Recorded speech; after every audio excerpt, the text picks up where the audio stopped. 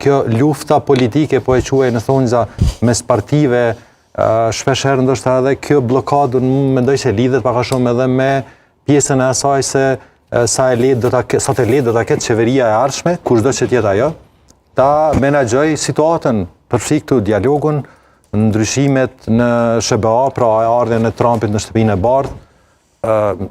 qasja që ai ka ndaj problemeve nëpër botë, e cila nuk është ajo që ne jemi mësuar ta shohim në administratën e mëhershme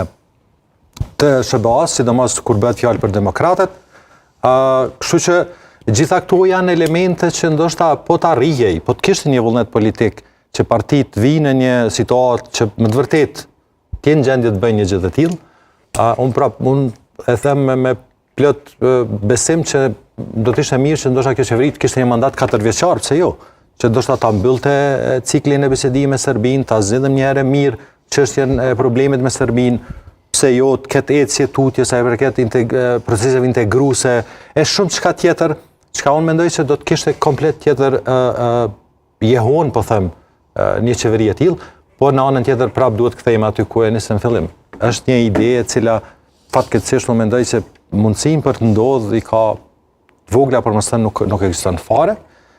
Zoti Abdigjiku sot do mundua të jap disa detaje që besoj që në takim sigurisht që ka dhënë shumë detaje rreth asaj se si e sheh mundësinë e krijimit një qeverie të tillë, por që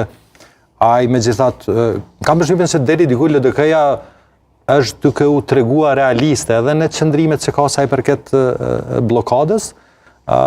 edhe sa i përket kësaj idesë së vet, sepse e thash edhe një herë, e para punës LDK-ja është vetëm një parti në partim edhe pe ish partive opozitare që e pranon se as opozita realisht nuk i ka numrat e mjaftueshëm për të pasur një qeveri të qëndrueshme.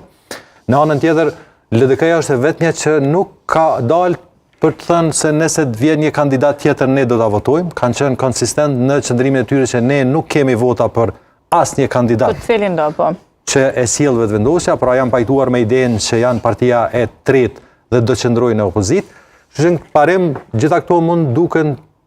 po them kështu të hishme si ide dhe qëndrime, por në anën tjetër prapë po them ajo çfarë është problematike është tek pjesa e realizimit. Unë prapë e shoh të pamundur të ndodhë një gjë e tillë dhe unë mendoj që prapë këtu problemi qëndron tek lëvizja vetëvendosje. Unë mendoj se zoti Kurti nuk është i gatshëm ta bëjë një hap të tillë, sepse gjithatë çfarë po bën deri më tash, përfshi këtu edhe